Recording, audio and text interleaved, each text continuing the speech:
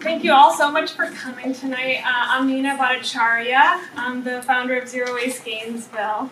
And I also wanted to say a special thanks to Tina Vrishna and the Partnership Branch Library for hosting us. And this is the second part of our Zero Waste workshop. It's centered around travel and dining. So this gives you just a brief outline of the topics I'm going to cover today. Really want to set the stage and provide some background about the issue of single-use products, of course single-use plastics, but then also some of the other items available such as biodegradable and compostable materials. I'll be providing some restaurant tips and choices, and then transitioning to kind of building your kit for traveling. So traveling by car, traveling by plane. I'll even provide just a couple of recommendations for international travel. And then some things to consider when it comes to planning booking accommodations. Okay, so the issue of single-use products, starting with single-use plastics. The rise of plastic really happened around World War II. The military started using more and more plastic as trade routes were disrupted. A lot of materials that they had been getting from Japan and Southeast Asia, were halted, and so they were trying to find a substitute material. And it started entering into civilian life around the 1950s. Because it was really cheap, they ended up finding a whole new use for it in the products of single-use plastic. And single-use plastics, initially were really geared towards housewives, basically exalting the wonders of it and the fact that it would cut down all these hours of work in the home. There's this article from Life magazine back in 1955 about throwaway living, so that kind of gives you a sense of the mindset of the time. And plastic production just steadily increased over the years. About 1990s, we saw a real upsurgence, and in 2015, the United Nations Environment Program, they showed that 36% of plastic production was all plastic packaging. And this is just single-use materials that are designed to be thrown away. And a lot of us have heard about the environmental impacts of single-use plastics. But what I really wanted to touch upon was the fact that it is really something that impacts all parts of our society. So the health, social, and economic impacts as well. On the environmental side, plastic, it's a non-degradable pollutant. Research is still being done as to how long it takes for plastic to actually degrade in the environment, but many studies show that it's thousands of years. When it does break down, it just breaks down into smaller and smaller pieces, contaminates the soil and water. It's also a hazard to wildlife. They ingest it, they choke on it, they get entangled in it. And microplastics, so those really small pieces of plastics, they're really hard to detect in the environment and very difficult and costly to remove. So, these are things that you've probably seen in news reports online. And, in addition to those environmental impacts, you've got these health, social, and economic impacts as well. Nanoplastics, which are a subset of microplastics, are invisible to the eye, and a lot of scientists are really concerned about them because they've been shown to actually pass through cell membranes. And so we have no idea what that means for us or from the organisms around us. In addition, styrene, which is used to make expanded polystyrene, what we often refer to as styrofoam, it's actually been listed by the National Toxicology Program as reasonably anticipated to be a human carcinogen. There's a real economic impact as well in terms of cleanup. Municipalities at the city, county, state level spend tons of money cleaning up litter, lots of that litter being single-use products. And then the social and socioeconomic impacts as well. Welfare losses, so just the general avoidance of areas that have litter and plastic pollution. Those tend to be areas that are also some of our more socioeconomically impacted areas.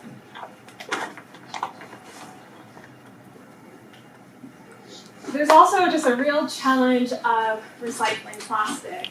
So we had talked a little bit about this at Zero Waste at Home last week, but not all types of plastic can be recycled in the county. In addition to that, plastics can often only be recycled once or twice before they become unusable.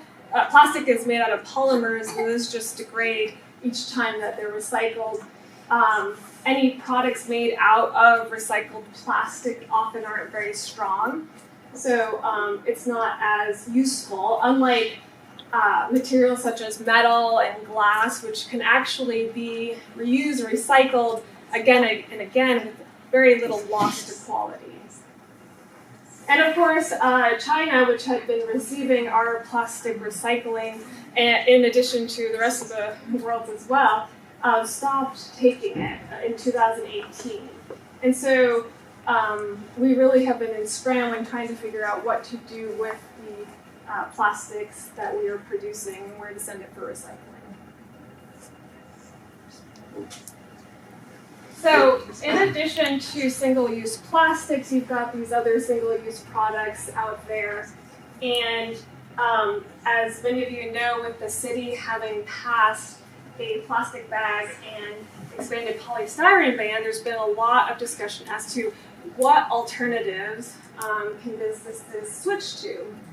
And they generally fall into kind of three main classes. You've got your bioplastics, and those typically include a combination of plastic and then also some kind of natural feedstock. Some of them can be recycled, so if you think about like the Coke plant bottle, has about 30% plant material, the rest of it plastic. Other types of bioplastics can't be recycled, but can actually be composted in an industrial composting facility, or they're made out of biodegradable materials. Other products available, single-use products available, are paper and wood. So you've got your typical paper board, or you have some kind of wood product, typically made out of birch, holly leaves, or bamboo. And then there's this combination of products that have a combination of materials. So they may be made out of like paperboard, so think of a single-use coffee cup, but then also lined in some type of bioplastic. So those are some typical single-use products out there that are often thought of as alternatives to the single-use plastic. Can I ask you a question? Yeah. That last one said it's got paper cups lined with a biopolymer lining. So I thought all paper cups were lined with like a waxy stuff that was not recyclable. There are those types of products available. There are also products available that have kind of a compostable plastic lining as well. How would we know the difference? You would have to look at the manufacturer and the product specifications. Okay. But what I wanted to highlight about these products as well, although they often have very green labeling, biodegradable, compostable, they can have their own host of issues, one of which being, the fact that some of them contain fluorinated compounds. And so this is basically a man-made chemical that's often applied to packaging to make it water stain or grease resistant. And there's some real concern about these compounds in terms of adverse health outcomes for humans. They can be absorbed by us if we consume products out of them. They also accumulate in the body. And these chemicals not only have been linked to some serious health outcomes, such as low birth rates in infants, immune issues in children and adults, but they can also accumulate in the environment and are highly persistent. So, obviously one of the things I'm really trying to get at is that there's really no good answer when it comes to single-use disposable products. A lot of these have these unintended consequences with them, not only in generating litter and also more trash going to the landfill, but things such as fluorinated compounds. There are researchers that are doing some testing to see what products contain fluorinated compounds. So you have the Center for Environmental Health. They've been working with the University of Notre Dame to actually go through product by product and see if they have fluorine in them. They've got a database available, so if people are concerned about whether those products contain fluorine, then they can actually go to this resource and see if it contains it.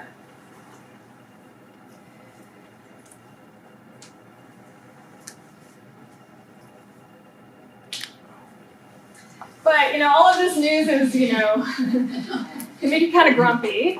And the reason why you're here today is you're wanting to learn about ways to avoid all of those things. And that was really just the basis as to why we want to make these good decisions for reusable, durable materials. So I'm going to transition to restaurants and dining out and items to consider to reduce waste just from the get-go.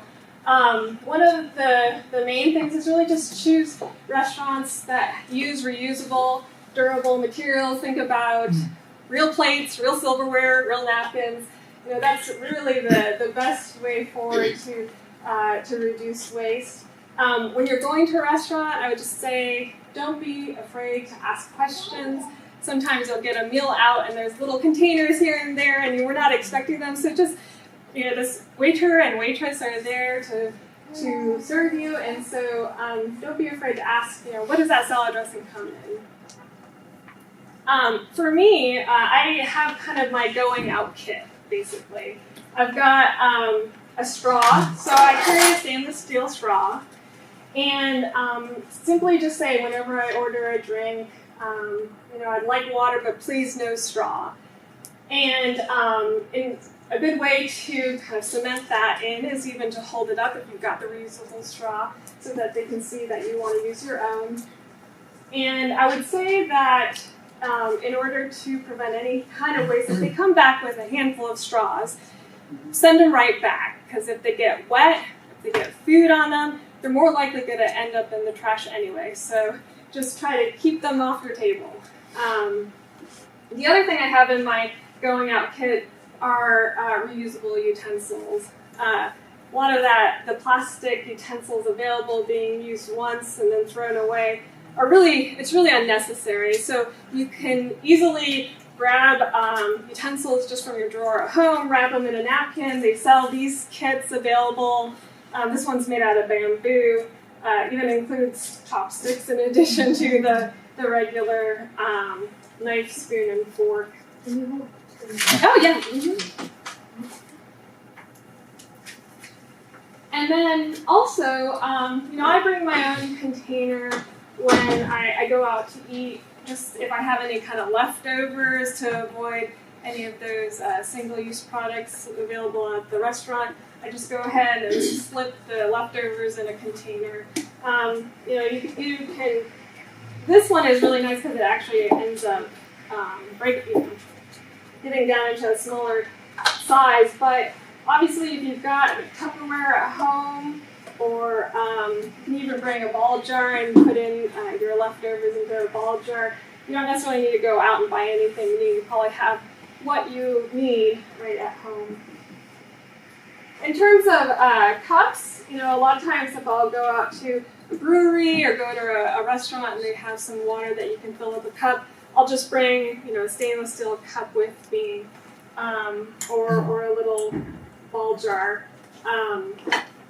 And another thing to consider are just events or meetings, and that's a big place where you'll often find drinks available with single-use cups or little snacks.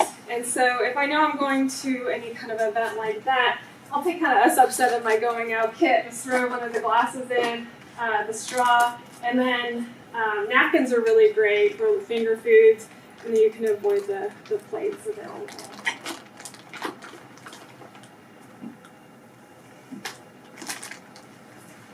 And I'm going to be going into some of the local businesses are really committed to sustainable practices. One thing we like to do is if a restaurant or business is doing something kind of above and beyond, we want to highlight them. And there's a really great program by Sea Turtle Conservancy, a local nonprofit called Straws on Demand. And basically restaurants sign up and they have committed to saying that they're not going to be providing straws on the onset of ordering a drink, that they will only provide one if a customer asks for one. Sea Turtle Conservancy also asks that if they have any straws available, that they're paper straws.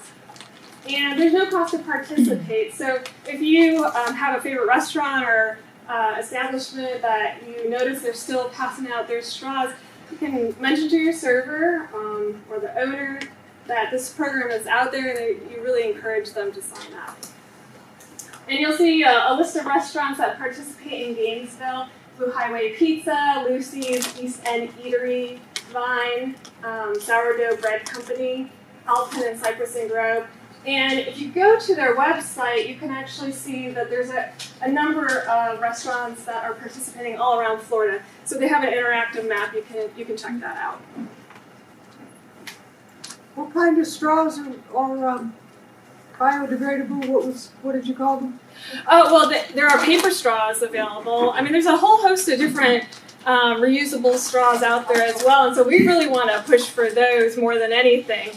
But if restaurants, need to be able to provide straws for a certain population, then they're really pushing for paper straws. You buy these ones online at Amazon. They're Silicone, yeah. silicone, yeah. Yeah. We check those out with us. Great, that's awesome. Yeah, I mean, stainless steel, silicone, there's bamboo straws as well, so there's quite a few options that people can choose from. Thanks. Is there anything wrong with the paper ones though?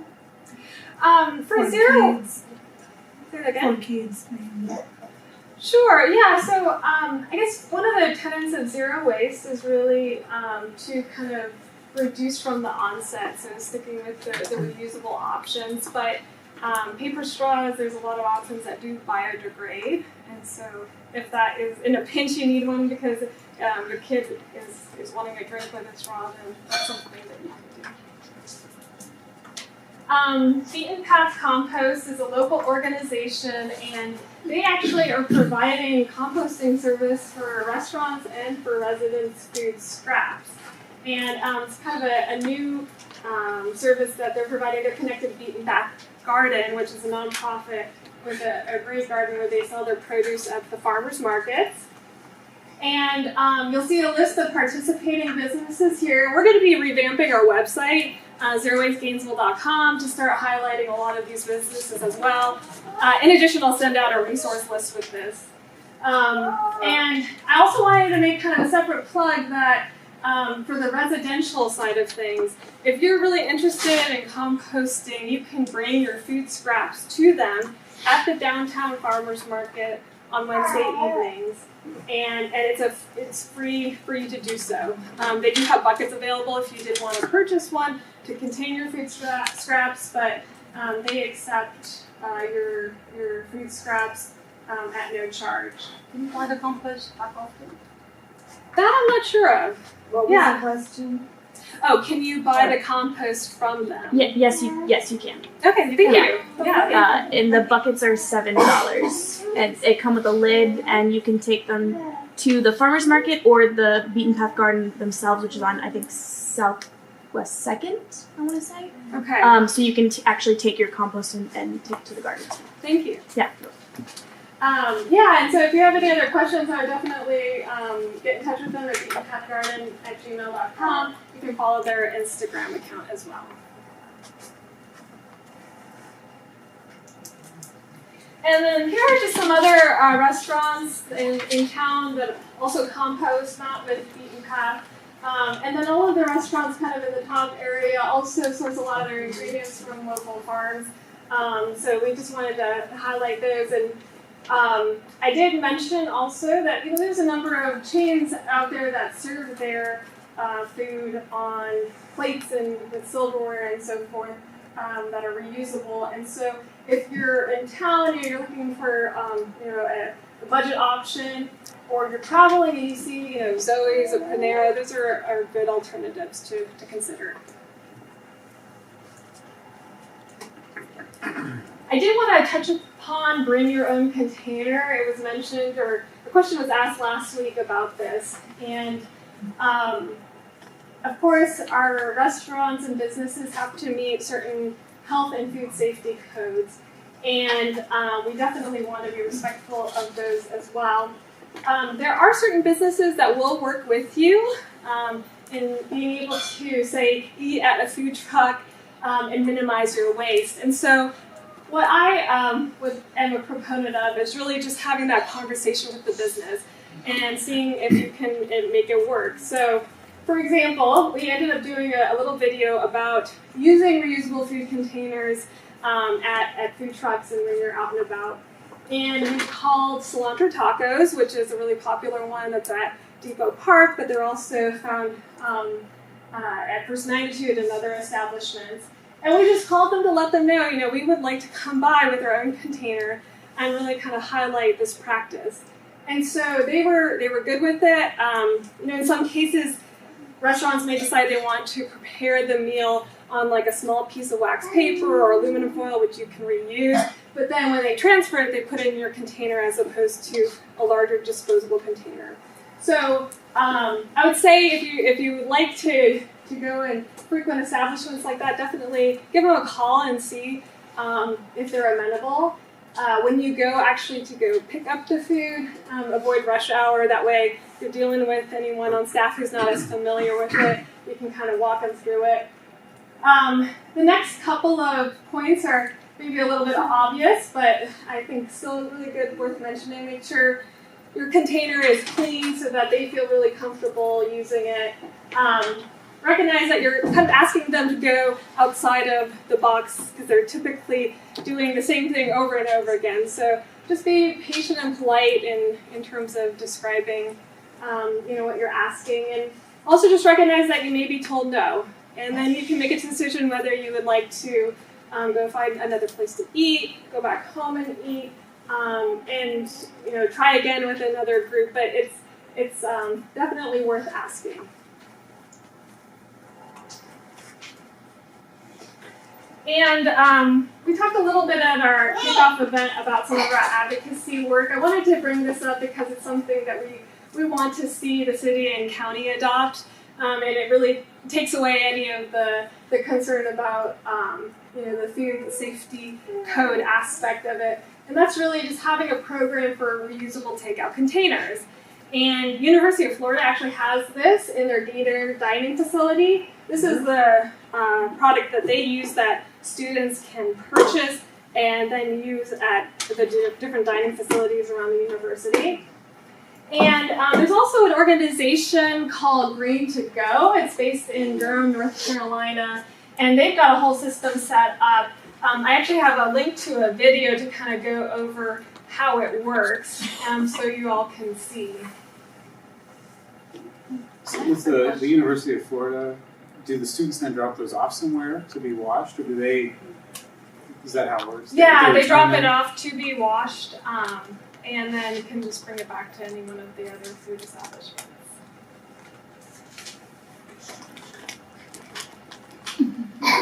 That's a good point. Oh no, it doesn't look like it's wanting to connect. Let's see.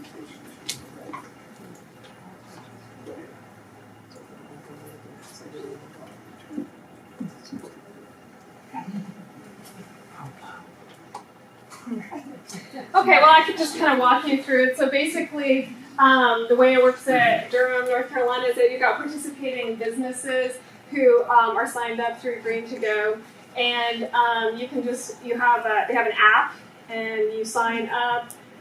You bring the app to the restaurant. They'll give you the container with your food in it.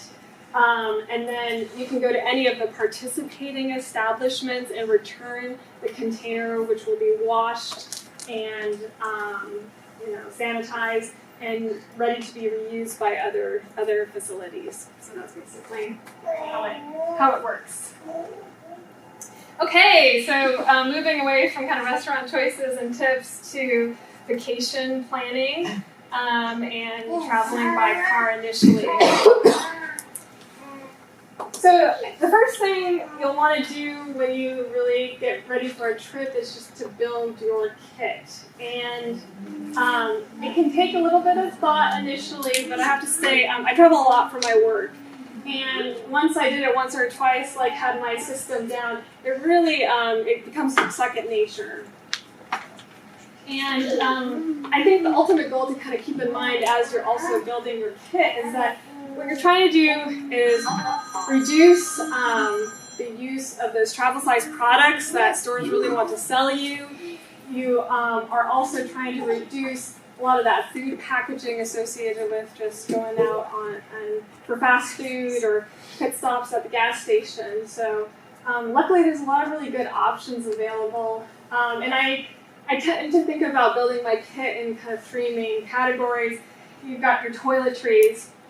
So thinking about shampoo and conditioner, finding reusable containers that you can use, whether it's something that you repurpose. You know, this was an old deodorant container that I use for travel and for different products. There's also, of course, reusable travel-size containers that you can purchase from stores in various shapes and sizes and materials.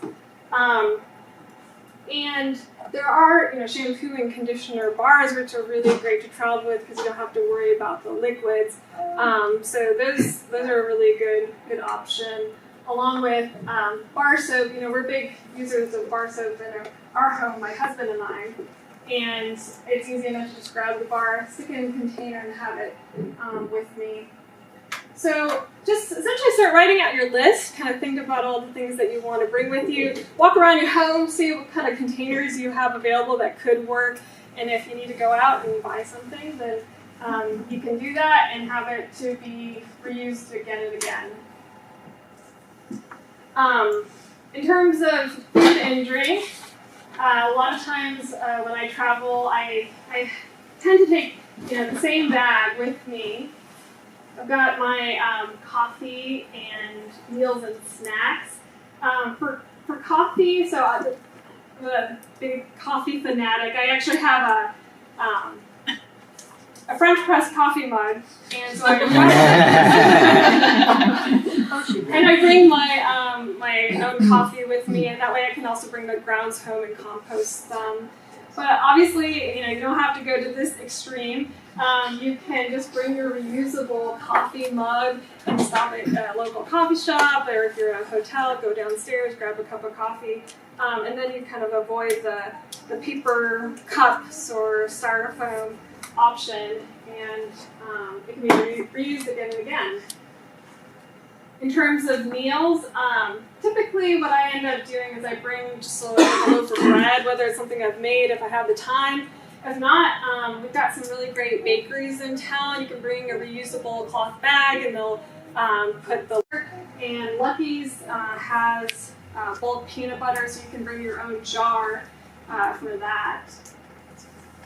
And snacks. So I just typically, kind of roam through the bulk food section and see what strikes my fancy, whether it's trail mix, nuts, dried fruit, got yogurt, yogurt-covered pretzels, and Ward's has some really great energy bites, so it's kind of like a alternative to just the granola bars. So I'll often go with some bags and jars, fill those up, and then have them available throughout my trip. And then if you've got oh yeah, go for it. When you go to the bulk section, how do you work out the weight of your container? Sure, yeah. So it's a little different depending on the grocery store that you go to. Right. So for Lucky's, you could go to checkout, you could go to like the cheese or meat counter and ask them to provide you with the tare weight of the jar. And so I typically just write it directly on the jar. Yeah. And when you go and check out, then they'll make sure to take off that weight when they measure it. So they've got it already kind of set up in their system to be able to do that. Ward's is a little bit different. So the only place that you can go for them to give you the weight of the container, and the way that they do it is they actually provide you the price of the weight. So let me back up. When you go up to the counter, you need to have the PLU number of the bulk item. And so say you want to get nuts and they're item 3. You go to the counter. Which counter are you talking about? It's the counter right by the checkout, by the exit of the store. And they will go ahead and weigh it and provide you the price as if there was a product in there. So that when you go to check out, they take off that price, which is the weight of the container. So we actually have a video on our YouTube. They do. But They just do. put it in that way. They don't have the way to just cross off any ounces of it. You get to know what you're Yeah, you have to know what you're putting in there. So you go up there with the actual product number, the PLU number. When I was there last week, they're figuring out their scale, how to do the tear right there in the bulk section. Okay. They came out with me and said, yeah, anyway, they're fixing it so you can do it at the scale. That's great. It Yeah. goes with the blue, but they're figuring it out. Okay. Yeah, no, awesome. Co-op, when we have the co-op down on Main Street, Mhm. when it's there with that. Okay. Put it on top. Yeah, they know. Sure. Okay, well, and we do have a video on our YouTube page about zero waste grocery shopping. It goes over the system as it is now. Sounds like we'll need to be updating it too. And so I also bring a compost container that I can just put compost in, carry it back with me, and be able to compost it at home.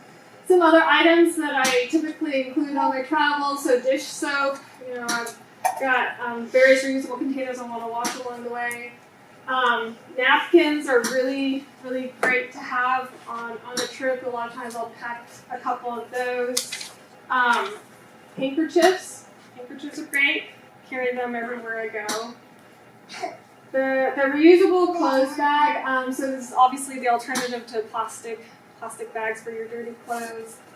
And I did make a note about clothing options, just in terms of packing light, and having layers are always a good option, quality versus quantity. So making kind of investments, especially for travel. I like to check out a lot of the thrift stores in town first, and when I purchase, I try to purchase things that I know will last. Okay, so I did want to go over, mentioning some of the shampoo and conditioner bars, other refillable shampoo and conditioner options. We've got a new store in town called Life Unplastic. It is in Thornbrook Village. We've got a website. You can follow them on Facebook. We actually have a couple of the people from Life Unplastic, Joy Hughes and Allison Beckloff. Thanks for coming. So they've got shampoo and conditioner bars, refillable shampoo and conditioner, and I kind of want to make a separate plug for their bulk items that are available. So they've got bulk laundry detergent, salts, baking soda, beeswax, so definitely check them out. There's also a store in High Springs called Buffalo Girls Soap. Also have similar options, and then also refillable containers with scrub and lotion. And then there's good old Dr. Bronner's bar soap. It's Castile soap that you can use it for face, body, hair, and that's available at Ward's and Lucky's. And then this goes into some of the stuff I've already covered when it comes to what you can get for food at Ward's, Lucky's, some other items to consider in terms of bulk coffee and tea. That's both at Ward's, Lucky's, and Earth Fare Tea, Ward's, and Life Unplastic as well.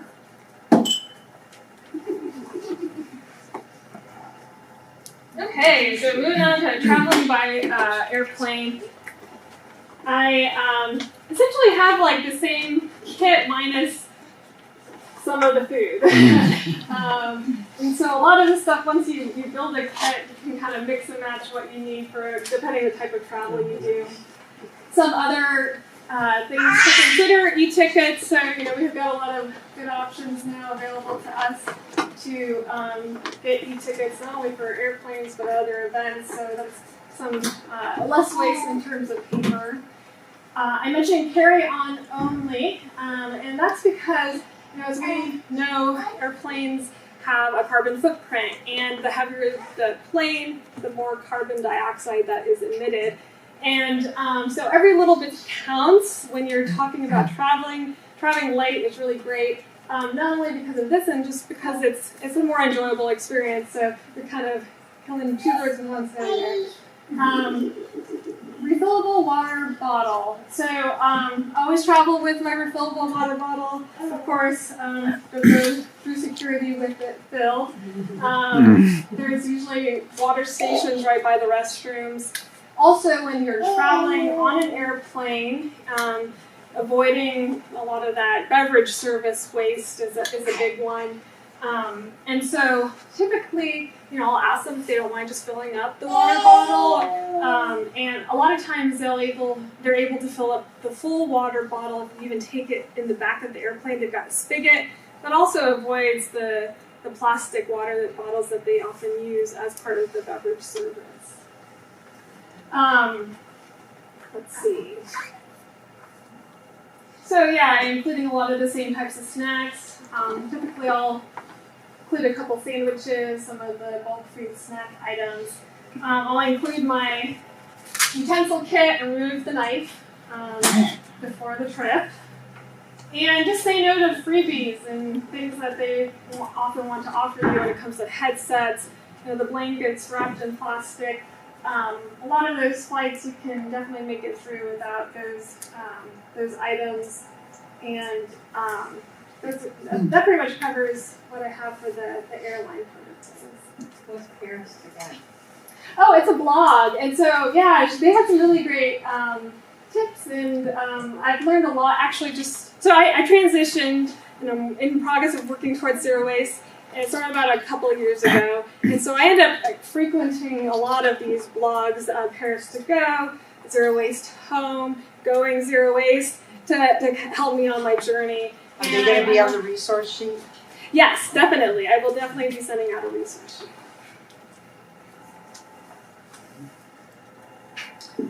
I wanted to make a note about international travel. So if you're going to a country that doesn't have as robust a water treatment facility as the United States, you'll have to think about water treatment if you want to avoid the single-use plastic bottles. And there's a number of different varieties out there.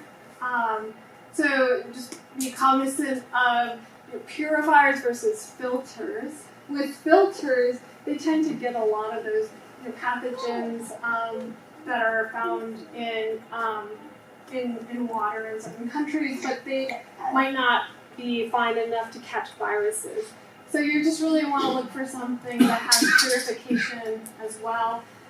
So I recently got married. My husband is right over here. We went on our honeymoon to Morocco and had to think about this, and ended up actually getting one of the water purifier bottles where you basically fill up this container and then you send this through it, and so the water is actually pushed through the filter. You drink out of this part of it once it goes through.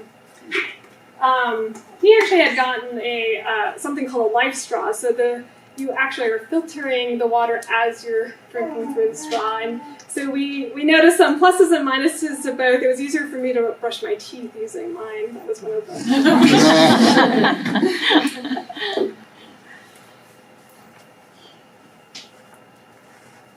Okay, so I did want to touch upon accommodations and things to consider. We really like to travel in Airbnb, through Airbnb. A lot of times they'll have a kitchenette available to you, and that really helps with going zero waste. So whether it be with your morning routine or being able to actually make meals yourself. I did want to point out that one of the websites I like to frequent, Zero Waste Home, has a bulk food finder, and it's actually quite extensive. You type in the city you're looking to travel, and they'll show you the locations of grocery stores with bulk food. And so if you can even find an accommodation near one of those grocery stores. You can walk there, grab some groceries, make a nice meal. If you're going to be staying in a hotel, then I wanted to just kind of point out, that my going out kit is essentially what I use if I'm going to eat breakfast there. So there's tons of waste involved with hotels' breakfast. So, and often I'll go down, and if they have cereal in the dispenser, I can put it in my bowl, or a bagel, and have some of my peanut butter with it. Also, just getting ice. A lot of hotels have those containers with a plastic bag, and a lot of times I'll just take a cup with me to the ice dispenser and grab ice. One thing that we actually found out pretty recently is that a lot of hotels, if they're not sure if a person has used the shampoo and conditioner and lotion, they'll throw it out.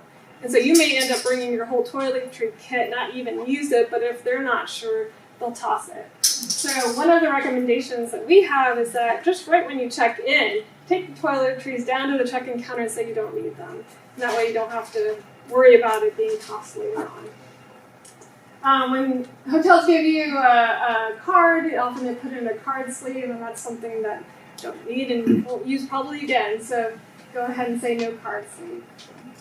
And I did want to point out that there are, we're seeing movement with businesses on listening to consumers and the fact that we don't want to see all of this waste. And so there's more and more hotels that are going to, different shower product dispensers. Some going as far as becoming certified buildings, so they're really saving resources on multiple fronts. And I think, it's a cool thing to see. We've still got a long ways to go. But every time that we show these businesses what we want, I think we'll see that movement. Okay, and so these are just some of my final thoughts on travel. Similar to Gainesville, there are cities around the world that are committed to going zero waste and doing other sustainable practices, whether it's banning single-use plastics, and so forth. So if you're contemplating where to go, that might be something that you look into. You're supporting economies and areas that are committed to sustainability. Another thing to think about is public transportation. So there's some really great options available in different places around the country and the world. And if you're in a place, before you go, just research what are their public transportation options. Do they have a bus system? Do they have a train system? Make use of it. And then also, as you're traveling, if you're wanting to offset some of that carbon, there's a lot of different options available to you. Whether it be through airlines or other businesses. We've got one locally. We Are Neutral. They're a really great organization, really based here in Gainesville. And these are some of the projects that they are doing as part of the offset program.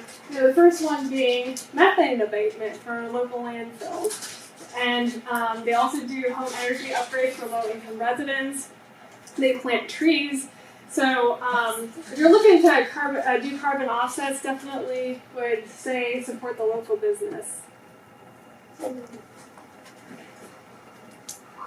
Okay, so I'm wrapping up my presentation. I really did want to give a plug for the last series in our workshop. It's all about DIY cleaning products, and that's next week, same time, same place. Does anyone have any questions for me on any of the material? Yes.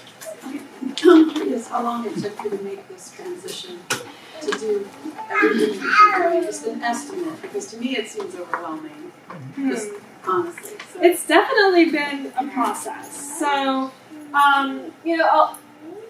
it's kind of hard to say exactly how much time, just because a lot of these things I've had just for years. I've had this container for years. I've done certain things in terms of toiletries for as long as I could remember, really adopting some of these other items when it comes to packing the food and planning that out. Let's say it took me, over the course of 6 months to a year to just really get kind of my system down where I would be testing things out, seeing what worked for me, what worked for different types of travel. And yeah, I guess that would probably be maybe a good estimate. So just kind of a little bit. And a little bit at a time for sure. And that's why I think we always try to communicate to people as well. Like it's just a process. And so once you adopt one thing, and you do that and you make it a habit, kind of incorporate another thing in. And recognize that literally everything you're doing is making a difference. There's less waste going to that landfill. And and just be patient with yourself too through it. So, and recognize that you're helping to also educate the community as well as you're doing it. Yes. Yeah, so I wonder if you could make a list, kind of your top 5 in terms of materials, because in terms of traveling, especially by plane, you definitely glass is not an option. If I have kids. Sure. So for weight and for safety. I don't want things to just break in my luggage. Yeah, and no, I stain totally get it.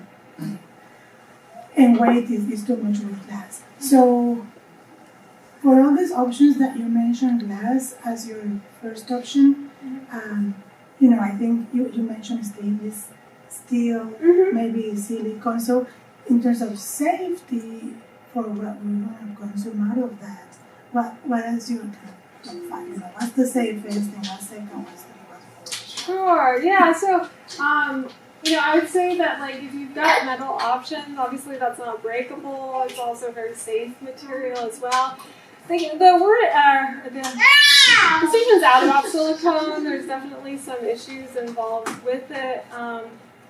Something I can include on a resource list as well in terms of providing priority list and so forth. But me personally, I do try to limit my plastic, of course. Single-use plastics for sure. But if you've got something available in your home that could work as a way to transport, soap container, then that is an option, and you can reuse it again and again, and it's still preventing the waste from happening. So for me, I just basically looked around to see what I've had available and if I can reuse it, and it's a way, and to do it in a safe manner I have. I can provide a little bit more information on the resource list that I send out to everyone as well. Yes. So I've been trying to get away from plastic water bottles for a long time, but the top is often plastic. I saw your bottle have a plastic top. It's true. Now there's not that much contact with your fluid most of the time, but it would be nice to have a top that wasn't plastic. There is a company, and I wish I could remember what it is, and I'll try to find it, that just came out with one. I was reading a blog, and they've come out with one that it's totally non-plastic. That would be And great. I'll try to find it again. Great. Okay. Yeah, I can include my resource. And that's also a non-plastic top. Yeah, this one over there is non-plastic over there. A lot of times, though, you have that little seal on the inside. I think that Yeah. I think we're never going to get rid of that until they find an alternative. That's rubber, yeah. Rubber, they're not plastic. Yeah, I think it probably depends. Yeah, what is your take on silicone? I'm guessing as far as processes. Yeah, So, for me, this is used for lotion. No, but we're talking about things where we talk. Yeah, what's it You know, made these of? cooking now, you can buy silicone. Cooking daywear and stuff. Right. So I tend to favor. I guess even backing up a little bit, there's certain things I've had just for years and years that I've decided to keep around and to reuse it. In terms of any kind of products to purchase even in the future, good ones to go by are really just metal, stainless steel in terms of cooking. There's nothing better than stainless steel. If you're looking at other products that are made out of wood and other just really durable material, I think those are the ones that we tend to promote and say are a preference as well. I'm not an expert on silicone in terms of the total effects of it, so I don't really want to speak too much about it. I do know that there is some concern, especially because it's becoming more prevalent, and then what is the impact? And I'm sure we'll be seeing more about it. I have heard that it doesn't break down to microplastics, so that's one of the positives. It doesn't sustains time. Yeah, I mean, there's drawbacks to a lot of materials for sure. Any other questions? Yeah. Well, thank you very. Oh, go ahead. I was going to say, so in your experience of going to different places and bringing your own containers for like takeout situations, how many times have you been turned away? How many times have I been turned away? Would you say that you're majority turned away than you are actually like? Honestly, a majority of the time that businesses are amenable to it. I've had success doing it. And again, it's just a matter of kind of talking them through, and if they feel comfortable with it, then they've gone ahead and done it. So most of you may already know this, I didn't know, but McDonald's won't take your cup. They turn me away. So they can take it. Yeah, it's really, it depends on the business. Yeah. Did you want to show them your shawl Oh, yeah. as a travel piece?